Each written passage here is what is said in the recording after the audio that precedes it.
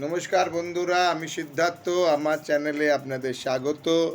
আজকে একটা এমন মানুষকে নিয়ে আলোচনা করব যাকে নিয়ে আলোচনা করার দরকার। 2016 সালে রাজনীতিতে সে এসেছিল, 15-16 সালে আসার পরে ভারতীয় জনতা পার্টি সভাপতিত্ব পায় ও 16 সালের নির্বাচনে গোটা 2-3 বিধায়ক হয়। তারপরে সে আবার নির্বাচনে লড়ে, 19 সালে তার নেতৃত্বে লোকসভা নির্বাচন লড়ে ও তার নেতৃত্বে 2019 সালের নির্বাচনে বাংলায় ভারতীয় জনতা পার্টি 18খানা সিট পায়। তাহলে এমন কি কাজ করলো সেই মানুষটি যে কিনা 3-4খানা বিধায়ক থেকে সে 18খানা এমপি তৈরি করে দিল? তার নিশ্চয়ই তার ম্যাজিক ছিল, নিশ্চয়ই সংঘবদ্ধ দল করেছে, তা না বন্ধুরা। এই 16 থেকে 19-এর মাঝখানে ভারতীয় জনতা পার্টিদের মানুষ এসেছিলেন, তার নাম শ্রী মুকুল রায়।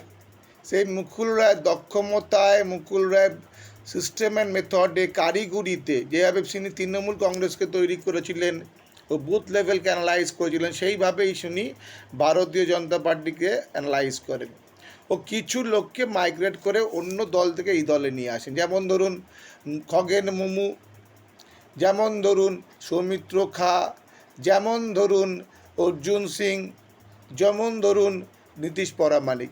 এই যতগুলো মাইগ্রেট দেখতে পাচ্ছেন এই 18খানার মধ্যে কিন্তু তারা কিন্তু আছে। তার মানে সভাপতি যে ছিলেন তার কোনো মূল্যায়ন নেই, তার কোনো মূল্য নেই, তার বড় বড় কথা ছাড়া কোনো কথা নেই। তাই সেই সভাপতির কোনো 18তে কন্ট্রিবিউশনই নেই। তার একমাত্র কন্ট্রিবিউশন কি? লোকের সঙ্গে দুর্ব্যবহার।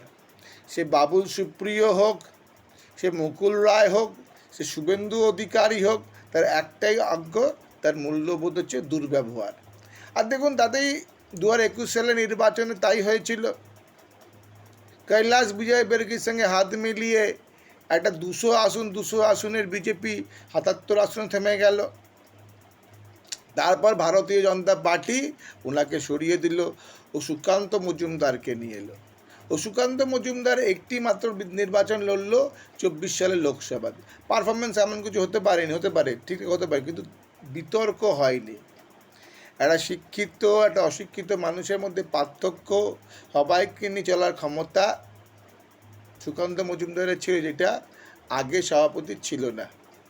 তাই বন্ধুরা, যেই সভাপতি বড় বড় কথা বলতো, সকালবেলা উঠে চায় পে চাচ্চা, হাফ প্যান্ট পরে সেন্ট্রাল পার্কে হাঁটাহাঁটি, তার আর কিছু হবে না। সে কিনা আজকে বলছে আমাকে তো বসতে দেয় না, আমাকে শুতে দেয়নি, আমাকে তো দল থেকে তাড়াতে চাইছে।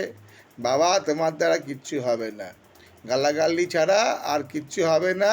তুমি এখন সাইড লাইনে বসো। Thank you. আমি সিদ্ধার্থ। গেস করুন কার কথা বলছি। আমি সিদ্ধার্থ আপনাদেরকে নিয়ে আসবো আবার। স্বাগত, ধন্যবাদ, থ্যাংক ইউ।